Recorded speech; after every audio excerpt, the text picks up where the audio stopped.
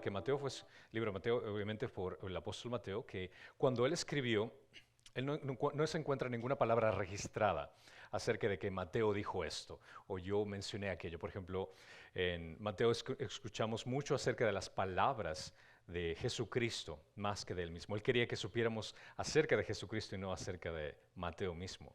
Ninguno de los 4 evangelios es una biografía en el sentido moderno de palabras. Si es que alguna vez lees una biografía de cualquier personaje de la historia en la actualidad, vas a darte cuenta que el formato es totalmente diferente cuando lees de los evangelios. Cada uno de los evangelios tiene un propio énfasis. Los evangelios están designados para un individuo específico, para un grupo de personas específicas. Mateo habla acerca del evangelio del rey. Y es por eso que el león se caracteriza por ser el énfasis de Mateo. El libro de Marcos es el siervo. Fue escrito para instruir a sus lectores romanos, mientras que Mateo fue para judíos, Marcos fue escrito para romanos. El Evangelio de Lucas presentó a Cristo como el perfecto Hijo del Hombre. Y este se escribió principalmente a los griegos. El llamamiento de Juan, su mensaje fue: este es el Hijo de Dios. Y es por eso que el águila se caracteriza por su majestuosidad, por su divinidad. Entonces, cada uno de los evangelios tenía este cierto atributo con respecto a Jesucristo. Si un lector de la Biblia saltara de Malaquías al libro de Marcos, al libro de Lucas, al libro de Juan, sin leer el libro de Mateo, estaría un poco perdido. Estaría desconectado. Mateo es el puente que une el Antiguo Testamento con el Nuevo Testamento. El tema del Antiguo Testamento se da en Génesis 5.1, donde dice: este es el libro de las genealogías de Adán. Y das cuenta que genealogías, el nombre de personas, es muy importante en la Biblia. El Antiguo Testamento de la historia de la familia, habla acerca de la familia de Adán. Y es una historia verdaderamente triste, porque Dios creó al hombre en su propia imagen y semejanza, pero el hombre pecó. Profanó y deformó esa imagen, como leemos en el libro de Génesis. Entonces, el hombre engendró hijos, como menciona en Génesis 5.3, acerca de lo triste que la descendencia que trajo Adán fue el pecado al resto de la humanidad. No importa dónde leas el Antiguo Testamento, siempre te vas a encontrar con el pecado y el problema que encontramos cuando el pecado entró al mundo. Pero el Nuevo Testamento, en el libro de las genealogías, en Mateo 1.1, vemos que las genealogías cambian en 1.1. Y esta es la parte donde vamos a enfocarnos el día de hoy. Vamos a estudiar específicamente acerca de las genealogías. Cuando lees las genealogías en Génesis 5, la frase repetida es que murió una persona. Y murió suena como ese tañido que esa campana fúnebre que se repite una y otra vez. Entonces, al inicio vemos como el pecado trajo la muerte.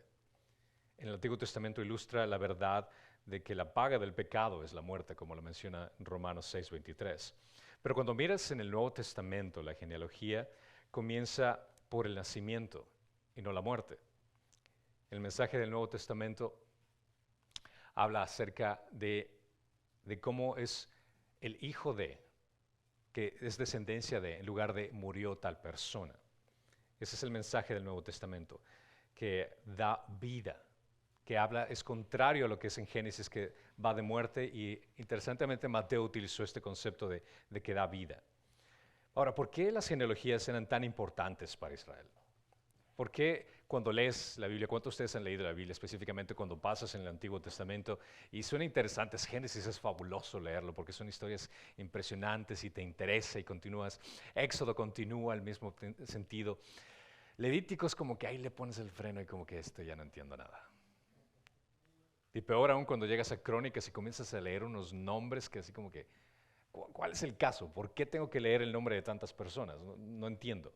Muchos de nosotros echamos vistazo a estas secciones y saltamos, pasamos por alto, encontrándolas a gran medida irrelevantes y tal vez incluso aburridas cuando tratamos de leerlo. Sin embargo, tienes que considerar algo. Cada porción que se encuentra en la palabra de Dios fue inspirada por Dios. Y es importante. Incluso los nombres de estas personas es parte de las Escrituras. Dado que toda Escritura es inspirada por Dios, como lo dice 2 Timoteo 3:16, debe de tener un gran significado por cual cada uno de esos nombres estuvieron ahí presentes. Las listas familiares y las genealogías son una parte muy importante para los israelitas. Las genealogías ayudaban a corroborar la precisión histórica de la Biblia también.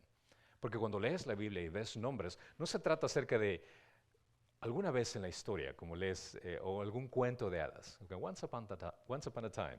No, o sea, habla acerca de, existió este personaje que tuvo este hijo que vivió talos eventos y te da este sentido de que realmente fue un evento que ocurrió. Al conocer las historias familiares entendemos que la Biblia está lejos de ser una mera historia o una parábola sobre cómo debemos de vivir nuestras vidas. Estas genealogías obviamente eran realmente importantes para Israel. Estas listas confirman la existencia física de los personajes de la Biblia. Existió un hombre real llamado Adán, que tuvo descendientes reales, y por tanto el pecado real que tiene consecuencias reales. Si consideramos la Biblia solo como un libro religioso, pero no histórico, estamos únicamente alegorizando los eventos que ocurrieron ahí. Y si alegorizamos el personaje de Adán, por ejemplo, entonces estamos trivializando la muerte de Cristo. No tendría sentido. Dios no vio a Israel vagamente como un grupo irrelevante de personas. Los vio con especificidad, con precisión y detalle, que muestran a un Dios involucrado en la vida de cada uno de estos individuos. Estos eran personajes reales, con historias reales, con futuros reales. Y Dios se preocupa por cada persona y los detalles de su vida. Entonces, cada nombre que estuvo ahí fue porque ella hizo algo bueno o algo malo, o era por alguna conexión que era importante para ellos. Los israelitas consideraban esto sumamente importante al reconocer esos nombres. Y es por eso que notas esa referencia de, por ejemplo, en la historia de David y Goliat. Cuando Saúl se entera lo que había hecho David, ¿saben cuál fue la pregunta que hizo Saúl? ¿Cómo se llama ese chico? No. Preguntó, ¿hijo de quién es él? Para ellos incluso era noción de saber de dónde vienes, cuál es tu descendencia. La importancia de saber de dónde venían era algo sumamente relevante. Cuando vemos, por ejemplo, en Mateo capítulo 10, 27 al 31, dice, lo que os digo en la oscuridad hablo en la luz, y lo que oís al oído proclamarlo desde las azoteas. Y no temáis los que matan el cuerpo, pero no pueden matar el alma. Más bien temed aquel que pueda hacer parecer tanto el alma como el cuerpo en el infierno. No se venden dos pajaritos por un cuarto, y sin embargo ni uno de ellos caerá a la tierra, sin permitirlo vuestro Padre. Y hasta los cabellos de vuestras cabezas están todos contados. Así que no temáis vosotros, valéis más que muchos pajaritos. La razón por esta referencia es el hecho de que si para Dios es tan importante los animales, la creación, cada individuo que tocó pie en este planeta es algo que para Dios es importante. Dios se preocupa por cada persona y los detalles de su vida. Y los nombres que se encuentran ahí de cada individuo tienen importancia. Los judíos mantuvieron registros meticulosos acerca de la familia, la historia de la familia, y eran importantes para Israel el probar la identidad de cada uno como judío. Participar en las bendiciones de Abraham, de Isaac y Jacob como parte del pueblo escogido de Dios dependía de saber si es que tú realmente eras judío y eras parte de este grupo. Si una persona no era judía, no podía ser verdaderamente un ciudadano judío, ni participar en todos los aspectos de la vida o la cultura judía. Las genealogías eran esenciales para probar si un varón judío podía servir como sacerdote levítico, por poner un ejemplo. No cualquier persona podría decir, hey, puedo voluntariarme o puedo aplicar para el trabajo de sacerdote. Es decir, ven para acá. En primer lugar, primera pregunta, ¿de dónde viene tu familia? ¿Cuál es tu descendencia? Yo soy benjamita de trabajo. No, lo siento, no me importa qué también hagas, lo siento. No me interesa cuál sea tu credencial. Así seas el mejor en poder practicar el sacerdocio, por el hecho que no vienes de la tribu de Leví, no tienes la oportunidad de ser parte de este grupo. Entonces, los sacerdotes solo podían ser parte de la tribu de Leví, descendientes de Aarón, que fue el hermano de Moisés. Los dos eran levitas. Si un hombre no podía probar esta conexión, no podía ser parte de ese grupo. La historia de una familia también podría mostrar una afiliación personal muy significativa a la conexión con el resto. Hoy en día, por ejemplo, la gente le fascina encontrar esas conexiones, por ejemplo, el decir, mi abuelo o mi tatarabuelo estuvo en la Segunda Guerra Mundial, o saber que tuviste un pasado, alguien que fue importante, que Pancho Villa fue parte de mi familia, por poner algo por el estilo, en ese sentido. Entonces, la gente le gusta encontrar esas relaciones de importancia, un famoso histórico. De la misma manera, ellos también, los judíos, consideraban el ser descendientes de Moisés o de Gedeón, era una gran bendición significativa para ellos. Entonces, su genealogía era algo que ellos enfatizaban muchísimo para la cultura judía. La cultura judía tradicional enfatiza el matrimonio entre un hombre y mujer y la descendencia y la responsabilidad de crear a los hijos. Por ende, los judíos tomaron en serio la responsabilidad de continuar con la línea que traería el honor a la familia. Para ellos el honor y la tradición es algo que era muy importante y el saber de dónde vienes era extremadamente importante. Ahora, basándonos en esto, vamos a iniciar Mateo capítulo 1 del 1 al 17. Todos vayan a Mateo capítulo 1 del 1 al 17. Inicia. Libro de la genealogía de Jesucristo, Hijo de Dios, hijo de Abraham. Abraham engendró a Isaac, Isaac a Jacob, y Jacob a Judá y a sus hermanos. Judá engendró a Tamar, a Farés y a Sará. Farés engendró a Esrom, y Esrom a Aram. Aram engendró a Ninabat, y a Ninabad a Nasón, y Nasón a Salmón. Y Salmón engendró a Rahab.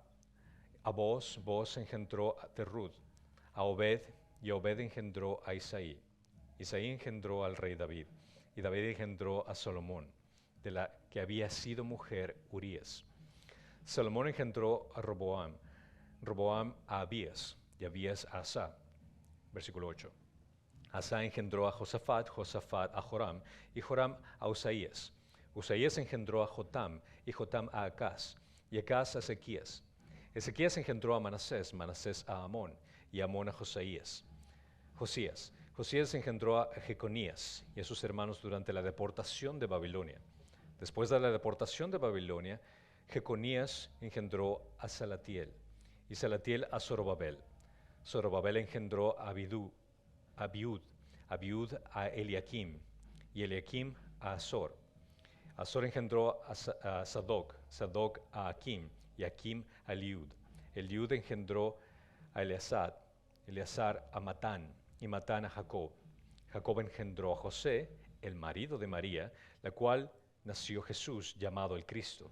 De manera que todas las generaciones de Abraham hasta David son 14 generaciones, y desde David hasta la deportación de Babilonia, 14 generaciones, y desde la deportación de Babilonia hasta Cristo, 14 generaciones.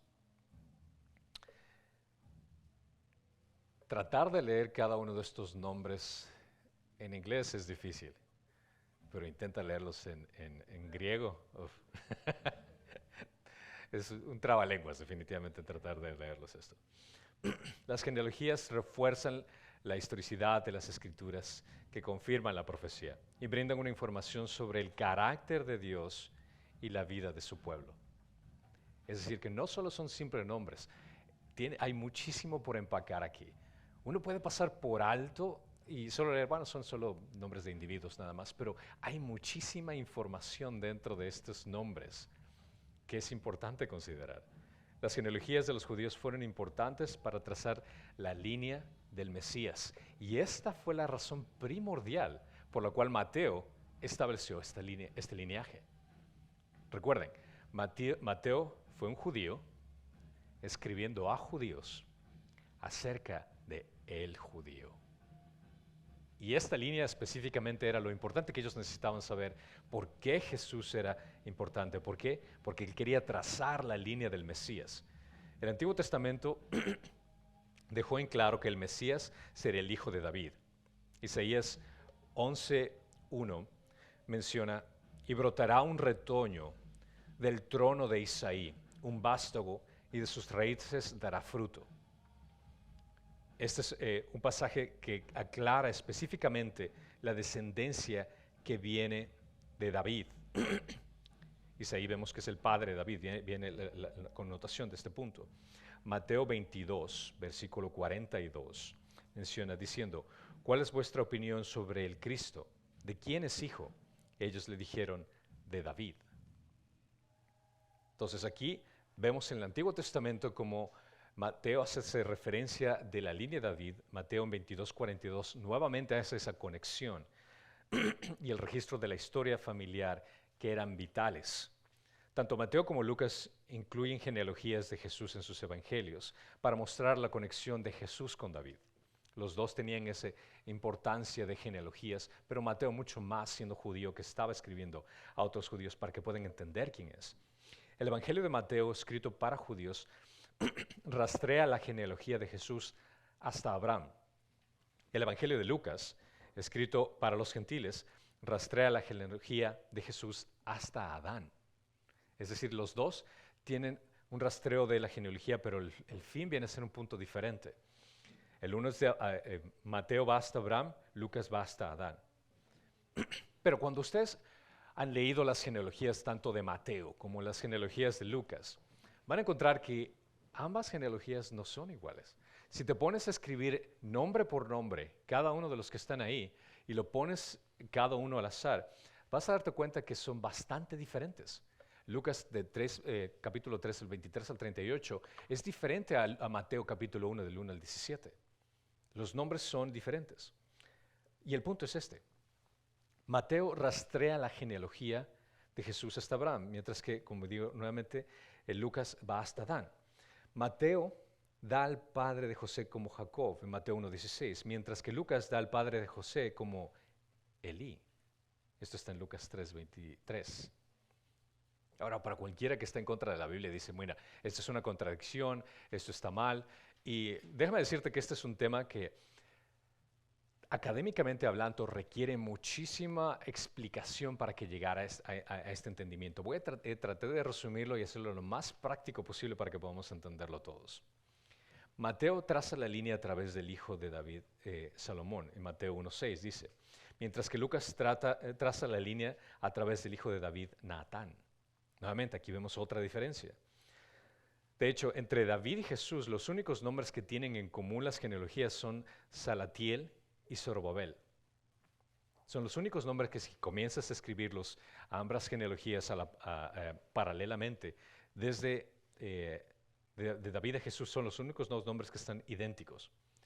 Una explicación sostenida por el historiador de la iglesia, Eusebio. Eusebio era uno de estos padres de la iglesia, aquellos que cuando los apóstoles plantaron las iglesias dejaron esa fe y dentro de esos grupos crecieron grandes teólogos que escribieron acerca de la historia de la iglesia y que estudiaron mucho más acerca de la enseñanza de los apóstoles.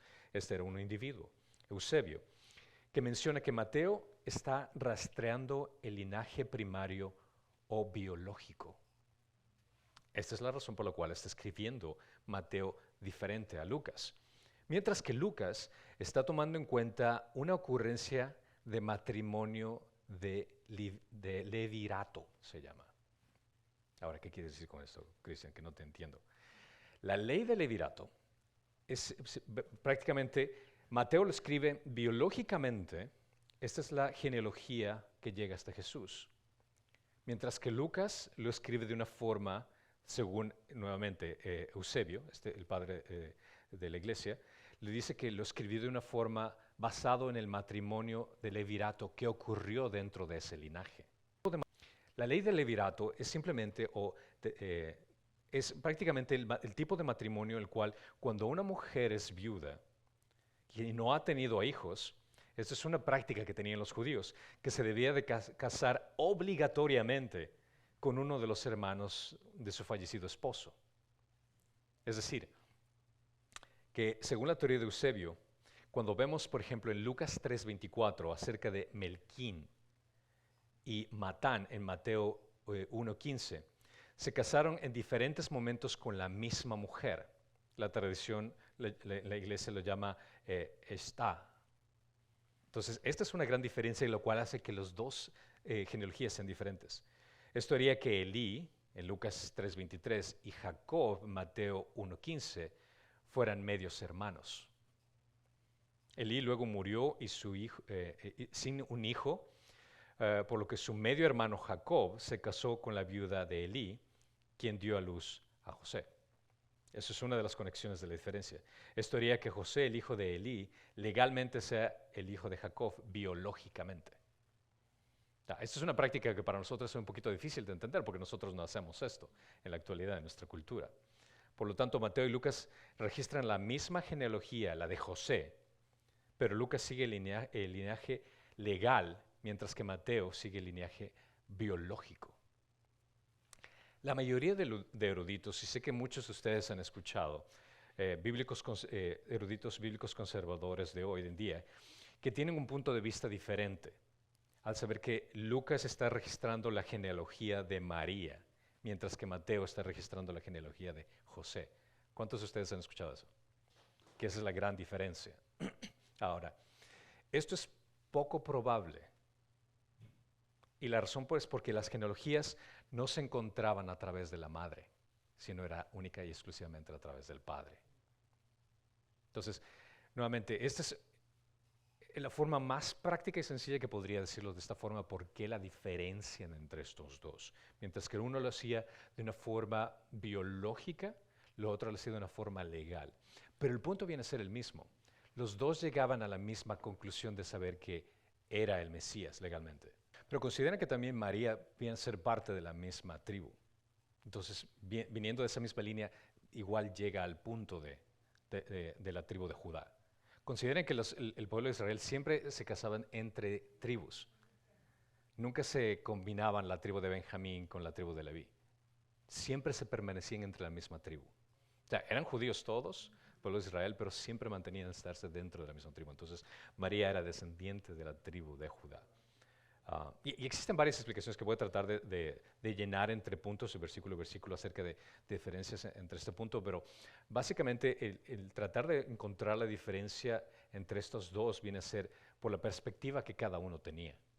Lucas tenía una perspectiva diferente para trazar la genealogía que Mateo tenía, pero eso no deja de la validez de ambas genealogías.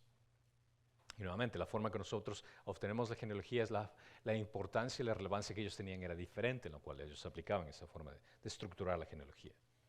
Cuando vemos, por ejemplo, yendo a Mateo capítulo 1:1, el registro de la genealogía de Jesús de Mesías, desde la primera palabra de su evangelio, Mateo registra su tema y el carácter central. El libro de la genealogía de Jesucristo, hijo de David. Ahí pone el énfasis desde el inicio. Jesús, la palabra Jesús en hebreo es Yeshua, que significa el Señor es salvación, Yeshua. El vínculo inicial que conecta los dos grandes pactos de la historia judía. El pacto que tenía con Abraham y el pacto que tenía con David. El hijo de David, hijo de David es un título mesiánico usado tan solo en los evangelios sinópticos. ¿Saben qué significa sinópticos, evangelios sinópticos? Evangelios sinópticos viene a ser la combinación de Mateo, Marcos y Lucas. ¿Por qué menciono esto? Porque el Evangelio de Juan no viene a ser un evangelio sinóptico. Mientras que el Evangelio de Juan tiene 92% de originalidad, es decir, que no se encuentra en los otros evangelios. Entonces, cuando escuchas acerca de evangelios sinópticos, está hablando de Mateo, Marcos y Lucas. Juan es muy diferente. Está hablando del mismo Jesús, claro que sí, pero hay mucho material original en Juan que no se encuentra en Mateo, Marcos y Lucas. Entonces, esa es la diferencia.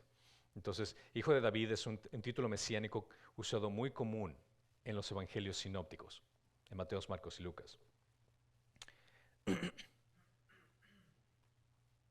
Y en esta promesa que menciona nuevamente en 2 de Samuel, vamos aquí brevemente, 2 Samuel 7 del 12 al 16, pueden anotarlo, yo se los leo para que no tengan que ir para allá. Dice, cuando tus días se cumplan y reposes con tus padres, levantaré a tu descendencia después de ti, el cual saldrá de tus entrañas y estableceré su reino. Él edificará casa a mi nombre y yo estableceré el trono de su reino para siempre. Yo seré padre para él y él será hijo para mí. Cuando cometa iniquidad, lo corregiré con la vara de hombres y con azotes de hijos de hombres.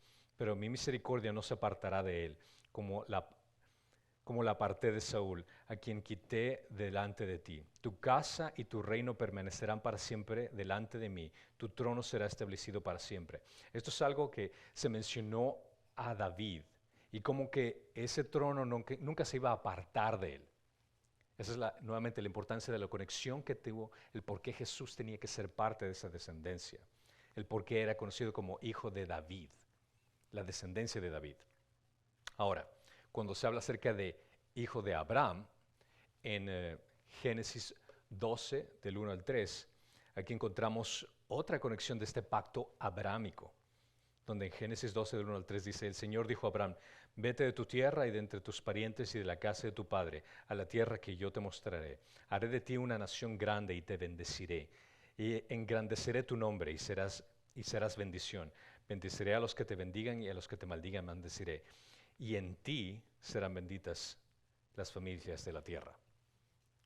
Por David, la promesa que le dio es el hecho que el Mesías iba a tener un trono de por vida. Por Abraham, la promesa que le da es que a través de ti van a ser bendecidas todas las naciones. Continuando con la genealogía, uno comienza a leer y se topa con una característica muy interesante en esta genealogía. Y es los nombres de Tamar, Rahab y Ruth. Es un hecho muy interesante que sobre esta genealogía de Mateo se hayan incluido el nombre de 4 mujeres del Antiguo Testamento. Tamar, que se encuentra en Mateo del 1 al 3, Rahab, Mateo 1.5 y Ruth del 1.5. Y la madre de Salomón, que era Betsabé, en Mateo 1.6. Todas estas mujeres, así como la mayoría de los hombres también que están en esta lista, eran cuestionables de alguna manera. Si hacemos un estudio bíblico acerca de cada uno de estos personajes, siempre encuentras algo así como que raro, o sea, ¿por qué están aquí? Tamar y Rahab eran consideradas como prostitutas. En Génesis 38:24 leemos acerca de la historia de Tamar, que si ustedes lo han leído, ven la historia de Judá que quería que sus hijos tengan descendencia, pero sus 3 hijos murieron. Y esta mujer, Tamar, dijo, bueno, quiero tener hijo y ninguno de tus 3 hijos me dio un hijo, así que ¿qué vamos a hacer al respecto? La historia lo pueden leer después en Génesis 38, y Tamar engaña a su suegro haciéndose pasar por prostituta para tener relaciones con Judá. Interesante, te dice mucho acerca de la personalidad de Judá también, ¿no? Y después, cuando se entera de que la que iba a ser supuestamente que estaba esperando para que sea esposa de su tercer hijo, está embarazada, la quería matar. Y ella se presenta, bueno, la persona que es padre de mi hijo es dueña de este bastón y de este sello. Y el otro se queda, uy. No, déjenla nomás tranquila, no pasa nada. La vergüenza que trajo, imagínate. Entonces su actitud no era muy halagadora. Igual vemos Rahab, que es la historia que vemos en Josué capítulo 2, que igual que es esta prostituta, pero que confió en Dios, sabiendo que iban a ser destruidos los muros de Jericó, y confió en ellos y los salvó la vida a estos 2 espías. Ahora también vemos que Ruth, bueno, ella no era una prostituta, no tenía nada de malo, pero ella era una extranjera, no pertenecía a la tribu de Israel. Ella era una moabita. Y Betsabé, que sabemos la historia de Betsabé, cuando leemos en 2 de Samuel capítulo 11, vemos cómo, bueno, Betsabé fue, podríamos decir por presión, se acostó con David. Y ahí fue donde nació Salomón después. Bueno, el primer bebé murió, pero después salió Salomón, después de esa conexión. Entonces vemos esta historia y Mateo seguramente está diciendo que el Evangelio, al incluir a todos estos personajes que te pones a pensar, uno cuando dice genealogía, claro, piensas mi papá fue esto, fue aquello, mi abuelo tal cosa, así, pero imagínate dar esta noción acerca de sí, mi mamá fue una prostituta, acá esta fue una extranjera que tuvimos que recoger, y como que no es muy halagador. Pero al conectar esto, Mateo seguramente está diciendo que el Evangelio es para todas las personas. Esta es la parte hermosa acerca de esta conexión. Uno no puede apuntar con un dedo porque tu nombre también estaría incluido en cierto sentido en el hecho de no ser una persona digna. Y que no solo es para los judíos, que el Evangelio también es para los gentiles, para los pecadores. Quizás también Mateo incluyó a estas mujeres para poner el orgullo de los judíos en su lugar. Por los judíos eran muy, mira, nosotros somos el pueblo elegido, fuimos escogidos por Dios, tenemos una descendencia, el rey David. Espérate un rato. Analicemos cada uno de estos aspectos y el ponerlos en su lugar. Si tan solo el simple hecho de incluir una mujer dentro de la genealogía te pones a analizar así, no les hubiera gustado. Peor aún, lo que habían hecho estas mujeres. Cuando la quinta mujer, María, fue mencionada en esta genealogía, en Mateo capítulo 1, 16, ocurrió un cambio importante aquí. La genealogía repetía constantemente el padre de, hasta que llegó a María. En ese momento, Mateo cambió y dijo, de quién nació Jesús. El de quién, que menciona ahí, es un pronombre relativo femenino, indicando claramente que Jesús era el hijo físico de María, pero no era el hijo físico de José. Y esto tuvo que enfatizar claramente para que no exista duda de que, bueno, tal vez fue hijo de José. No, de María. Fue el hijo de María. No fue de la unión de los dos, sino fue de ella. Esta concepción y nacimiento milagroso vamos a estudiar después cuando lleguemos a Mateo 18 al 25. Después continuamos en Mateo capítulo 1, versículos 5 y 6. Vemos estos otros personajes que se mencionan aquí. Salmón, que engendró a Booz de Rahab, e Isaí, que engendró el rey David. Aquí trazó el derecho de Jesús del trono de David. Esa es la importancia del por qué tenía que venir del trono de David, y ese es el punto clave que quería enfatizar con respecto al lineaje de David, que debería venir a través de Salomón y sus descendientes. Esta no es una genealogía exhaustiva. Esto es muy importante por recalcar. Nuevamente, las genealogías que nosotros leemos en la actualidad son muy diferentes a las genealogías que encontramos en la Biblia. Y esta genealogía no fue exhaustiva. Se saltó varios personajes.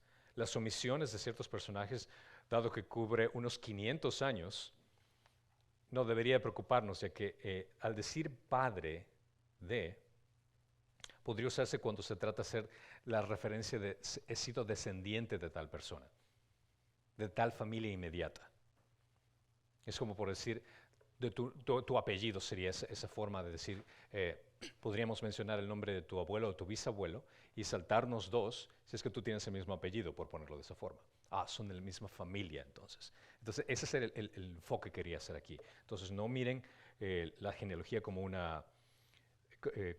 nombre exhaustivo tendría que ser exacto de esa forma. No, el enfoque de Mateo era de trazar la línea sin desviarse acerca de la genealogía que tenía con David y la genealogía que tenía con Abraham, de esos dos pactos importantes. Deben de haber transcurrido varias generaciones adicionales entre Rahab, las épocas de Josué y David, casi 4 siglos después. Pero aún así, el énfasis era de qué línea viene. La genealogía de Mateo, como la mayoría de las genealogías bíblicas, a veces saltan varias generaciones entre personajes conocidos para abreviar la lista. Entonces esa es la razón por la cual hizo esos saltos Del versículo 7 al versículo 11 habla de la deportación de Babilonia. Esta es la segunda sección de la genealogía que concluye con la deportación a Babilonia. Este es un hecho muy significativo en la historia de la nación. Todos los israelitas conocían de este evento. Era indudable que tenían que entender acerca de este evento en la historia. Después en el versículo 8, capítulo 1, versículo 8, habla acerca de Joram, el padre de Usías. Mateo pasa por alto a Ocosías, Joás y a Manasías, yendo directamente a Joram y a Usías, a Araías, que sería el nombre. Al parecer esto lo hizo intencionalmente para hacer una división sistemática en 3 partes. Y ahí viene el punto del por qué. Porque cuando leemos acerca de Mateo 1:17, de manera que todas las generaciones de Abraham hasta David son 14 generaciones, y desde David hasta la deportación de Babilonia eran 14 generaciones, y desde la deportación de Babilonia hasta Cristo eran 14 generaciones. Entonces, te da a entender de que a Mateo le interesaban mucho los números. ¿Por qué? ¿Cuál era el oficio de Mateo? Era un recaudador de impuestos. Aquí puedes ver el énfasis del por qué nuevamente, por qué el 14, puede haber 5, 15, 18, 20. Él quería hacerlo 14 específicamente y una razón que voy a explicar más adelante con respecto al porqué del 14, según algunos académicos e historiadores, el por qué lo hace. Pero eso es uno de los puntos importantes que enfatizan. Matemático, que era Mateo, quería hacerlo de una forma específica, de 14. Continuando en versículo 11, Josías engendró a Jeconías. Una vez más, Mateo salta la generación de Josías y Jeconías. ¿Y por qué digo salta? Porque estoy haciendo referencia a 1 de Crónicas 3, 14 al 16. Ahí está una genealogía. Es decir, que cuando tú comparas genealogías, estos nombres que se mencionan aquí, ciertos nombres los puedes encontrar en 1 de Crónicas, que es otra genealogía que se encuentra ahí. Jeconías también se llama Joaquín, que se menciona en 2 de Reyes, en 2 de Crónicas, que a veces se lo conocía como Conías. Vamos al versículo 12, Salatiel, el padre de Zorobabel. En otras partes del Antiguo Testamento, Zorobabel también se le llama al hijo de Salatiel. Posiblemente Salatiel adoptó a su sobrino. Zorobabel es el último personaje en la lista de Mateo que aparece en cualquiera de las genealogías del Antiguo Testamento. Entonces, hay muchos nombres que realmente se desconoce acerca de la vida de estos individuos. No tenemos mucha información acerca de cuál fue su vida, qué hicieron, cómo contribuyeron, pero de alguna forma se entiende que fue escrito su nombre porque hubo una importancia para ellos. Esto es algo muy importante que también cuando estemos en el cielo y el llegar a conocer a estos individuos y como que, a ver, cuéntame, ¿por qué tu nombre está en la Biblia? ¿Qué tan importante hiciste? O sea, o qué tan mal actuaste o qué tan bien lo hiciste, pero o sea, te escribieron en la Biblia que quedó por el resto de la historia de la humanidad. O sea, qué interesante también conocer cuál es la conexión de que Dios hizo todo eso. Y llegamos al versículo 16. José, esposo de María, de quien nació Jesús. Nuevamente, el pronombre de quien nació se hace referencia a María.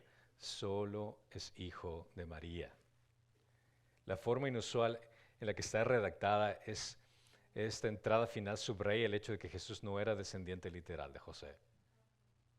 Y esto es esencial en nuestra doctrina. Eso es esencial en entender de que Jesús no fue un hijo de hombre. La genealogía, sin embargo, establece su derecho al trono de David como heredero legal de José. 14 generaciones, vamos a volver a este punto. El significado del número 14 no es muy claro. El por qué utilizó 14 genealogías y 14 genealogías acá y 14 acá. Obviamente, como mencioné, la atención matemática era el número 14, era claramente hebrea para él. Era evidente en todo el Evangelio que cuando se trataba de números, se trataba de monedas, él hacía ese énfasis porque era lo que conocía claramente. La ordenación sistemática puede ser tal vez lo que se considera algunos académicos para ayudar a memorizar la genealogía. Entonces, recuerda, no pienses de una forma español, piensa de una forma hebrea. Y al pensar de una forma hebrea, para ellos el memorizar en este sistema de números era mucho más fácil. Entonces él lo hizo tal vez considerando esta forma. Dios no dispuso la historia de Israel tan perfecta para que hubieran sido 14, 14, 14. Ya aclaré brevemente que se saltaron, omitieron ciertos nombres. Y 14 generaciones biológicas entre estos tres eventos no sería posible, porque si añades la edad de cada persona no llega a la historia de Abraham, la deportación, o sea, no alcanza para que llegue a ese punto. No es necesario incluir a todos los individuos, sino era necesario establecer la relación de descendencia de cada una de esas tribus. El autor puede legítimamente abreviar una genealogía para establecer un punto o para simplificarlo. Eso es lo que quería hacer. Mateo tiene razón en el material genealógico para su propósito y era de documentar la ascendencia de Jesucristo, el Mesías, desde Abraham. Conexión de Abraham, importancia y el énfasis de David y quién era él. Eso es lo que quería hacer. Ahora, este punto también vale la pena aclararlo. ¿Y por qué tan importante que Mateo, siendo judío, tenga que establecer la línea de un judío que en este caso era el Mesías? ¿Por qué tenía que ser judío? qué importante es que Jesús haya sido judío. La humanidad de Jesús es importante, entendemos por qué, porque era nuestro representante humano. Pero ¿por qué tenía que ser judío? ¿Por qué no podía haber sido egipcio? ¿Por qué no pudo haber sido de otro continente, asiático? El Mesías profetizado en el Antiguo Testamento tenía que ser un Salvador judío, escogido por Dios para un propósito especial. Jesús es el Mesías judío, el hijo de David, enviado a los judíos. Y en su ministerio terrenal se enfocó a las ovejas perdidas de Israel. Mateo 15:24 menciona esto. Jesús señaló la ley y los profetas, así como la autoridad a la cual vino a someterse. Cuando leemos, por ejemplo, en Mateo 5:17 dice, no penséis que he venido para abolir la ley o los profetas. No he venido para abolir, sino para cumplir. La ley se refiere a las leyes del pacto que Dios hizo con su pueblo durante la época de Moisés, ese convenio mosaico que hizo con ellos. La ley puede señalarse el incumplimiento a la voluntad de Dios por parte de su pueblo. Y es por eso que el pueblo no podía ser declarado justo. Fue imposible para los judíos cumplir la ley. No pudieron cumplir la ley. Este era un pacto que dijo, esto es lo que tienen que hacer, este es el compromiso, yo los voy a bendecir, ustedes cumplen lo que tienen que hacer con respecto a la ley. Pero ellos no guardaron la ley a la perfección. ¿Y qué pasa cuando alguien no podía guardar la ley a la perfección? Deuteronomios 27:26 menciona, maldito el que no confirme las palabras de esta ley, poniéndolas por obra. Y todo el pueblo dirá, amén. En Gálatas 3:10, que es una referencia del Antiguo Testamento, porque todos los que son de las obras de la ley están bajo maldición, pues escrito está, maldito todo el que no permanece en todas las cosas escritas en el libro de la ley para hacerlas. Esta era la gran problemática que tenían los judíos de no poder cumplir la ley. Habían más de 600 leyes que los judíos tenían que guardar para estar bien ante los ojos de Dios. Estas son las leyes que los mismos judíos comenzaron a desarrollar para tratar de cuidar y mantener a los 10 mandamientos. Para tratar de no fallar esos 10 mandamientos, vamos a ponernos unas 600 más para evitarnos, ni siquiera esas 600 ni las 10, o sea, ni así. El quebrantamiento de uno de los mandamientos pone a una persona bajo la condenación, solo uno de ellos. Y es por eso que me gusta esa ilustración de el romper un eslabón de una cadena, solo un eslabón perjudica toda la cadena. El quebrantamiento de uno de ellos. Tratar de lograr la salvación a través de la obediencia de la ley era completamente inútil. Como resultado, todos hemos quebrantado la ley a partir de los judíos, de ese convenio que tuvieron con él. Para nosotros, igual caemos en la misma consecuencia de que todos estamos malditos. Y Jesús debía de ser judío para estar bajo el convenio de la ley. Si hubiera sido egipcio, no estaba bajo ese convenio de la ley. Si hubiera sido asiático, no hubiera podido tener ese compromiso de estar bajo el compromiso de la ley. Pero al ser de la descendencia judía, al recibir ese pacto de Abraham, él tenía por obligación que cumplir la ley, al igual que el resto de los judíos.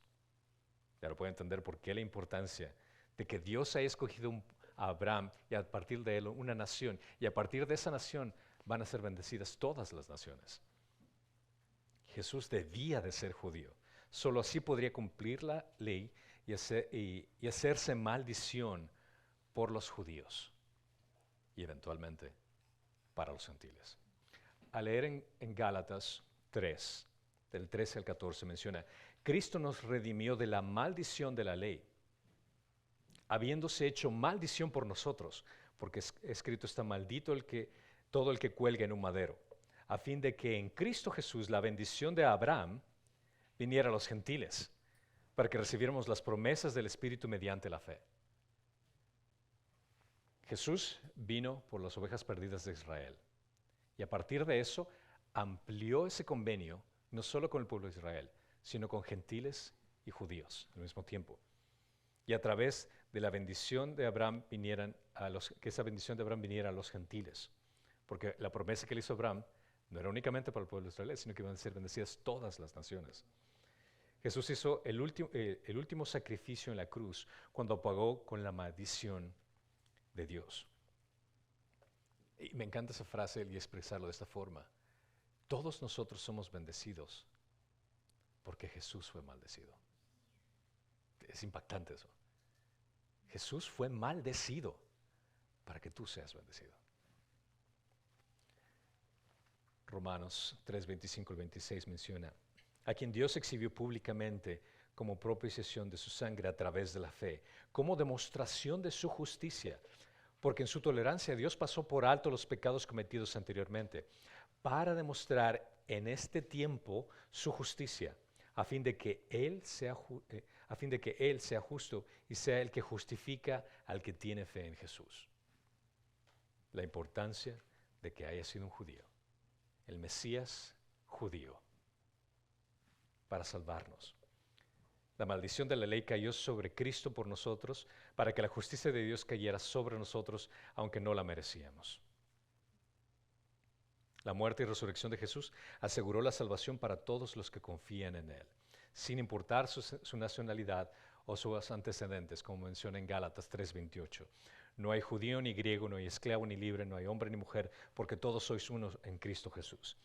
Jesús tuvo que ser un ser humano para estar bajo la ley, siendo judío. Fue la importancia. Gálatas 4:5 dice: pero cuando vino a la plenitud del tiempo, Dios envió a su Hijo nacido de mujer, nacido bajo la ley, a fin de que redimiera a los que estaban bajo la ley, para que recibiéramos la adopción de hijos. Solo los humanos en este caso, los judíos podían haber nacido bajo la ley.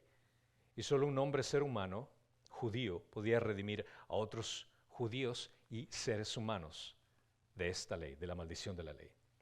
Nacidos bajo la ley de Dios, todos los humanos somos culpables de transferir la ley. Nadie es capaz de cuidar la ley, de mantener la ley, de cumplir la ley. Solo un ser humano perfecto, Jesucristo, podría guardar perfectamente la ley y cumplirla perfectamente, redimiéndonos de toda la culpa. Jesús logró nuestra redención en la cruz, cambiando nuestro pecado por su justicia perfecta. Él nos salvó, nos redimió. 2 Corintios 5:21 menciona: al que no conoció pecado, Él le hizo pecado por nosotros para que fuéramos hechos justicia de Dios en Él. Dios estableció la necesidad del derramamiento de sangre para la remisión de los pecados. Este fue el pacto que inició desde el inicio, que fue la sombra de lo que iba a ser en Jesucristo, como lo leemos en Levíticos 17:11. Y esto se confirma nuevamente en Hebreos 9:22. Y según la ley, casi todo es purificado con sangre, y sin derramamiento de sangre no hay perdón de pecados. Jesucristo es el Cordero perfecto de Dios, que sacrificó su vida humana voluntariamente y derramó su sangre para glorificar a Dios y beneficiarnos a nosotros. Y siempre hay que ponerlo en este orden: para glorificar a Dios, para demostrar que Él es bueno, que Él es amoroso, que tiene gracia y también que es santo. Me encanta el énfasis de muchas canciones que van al punto de Dios. Pero hay muchas canciones que se enfatizan el hecho de que tanto que murió pensando en mí, en la cruz. Suena muy gustosa la canción. Entiendo el sentimentalismo al decir que estuvo pensando en mí cuando estuvo en la cruz. Que puedo entender el por qué le dices eso. Pero realmente nosotros no éramos peritas en dulce para decir que, wow, que le voy a morir por Cristian, porque, ay, increíble morir por él. No, al contrario, su pensamiento era glorificar a Dios. Ese era su énfasis. Y que nosotros hayamos sido bendecidos en ese producto, sí, es verdad. Pero su pensamiento es primero Dios. Y en ese efecto fuimos nosotros bendecidos en el proceso. Si no fuera el ser humano, no hubiera sido posible el representarnos. Además, la humanidad de Jesús permite relacionarse Él con nosotros. El hecho de que adoramos a un Dios que entiende cómo vivimos, que sabe cómo sufrimos. ¿Por qué sufrió exactamente? En Hebreos 4:15 menciona que Él es sumo sacerdote con el cual podemos relacionarnos, que comprende nuestras flaquezas, comprende nuestros dolores. Solo un ser humano podría simpatizar con nuestras debilidades y tentaciones. En su humanidad Jesús estuvo sujeto a todos los mismos tipos de pruebas que nosotros y por lo tanto puede compadecerse de nosotros y ayudarnos. Él fue tentado, fue perseguido, él era pobre, fue despreciado, sufrió dolor físico y soportó dolores de una muerte lenta y muy cruel. Solo un ser humano podría experimentar estas cosas y solo un ser humano podría comprender completamente esas experiencias como nosotros entendemos. Jesús, siendo ese hombre que tenía que ser judío, vino a representar. Jesús es el Mesías judío que cumplió la ley para darnos vida eterna.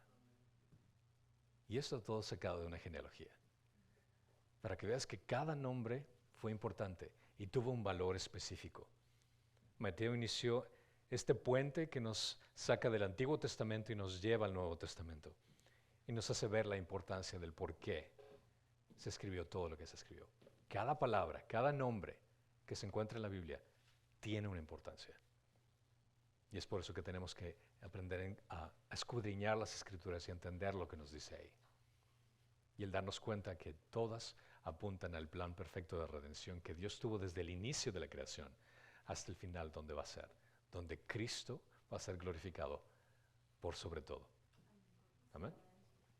Gracias, Padre Santo, Señor, por instruirnos y ayudarnos a entender acerca de quién eres tú, de dónde vienes, de la importancia de que hayas sido judío, de la importancia que hayas sido hombre.